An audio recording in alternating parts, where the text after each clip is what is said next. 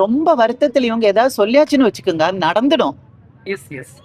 Wire எரிஞ்சு மனசு எரிஞ்சுன்னு சொல்லுவாங்கல்ல, அப்படி இவங்க சொல்லியாச்சுன்னு அது நடந்துடும். கடவுள்னு ஒருத்தர் இருக்காருல்ல, கண்டிப்பா நடந்துடும். அதெல்லாம் கஷ்டமா இருக்குமா, நிச்சயமா கஷ்டமா இருக்கு உங்களை பார்க்க. 20,000 ரூபாய் சம்பளத்துக்கு கொடுத்துட்டு இனிமேல் என்னால 10,000 ரூபாய் தான் கொடுக்க முடியும்னு சொல்றது என்ன மாதிரியான ஒரு மனநிலை அது? அது ஒரே வார்த்தை, கொடூரத்தின் உச்சம். அவ்வளவுதான்.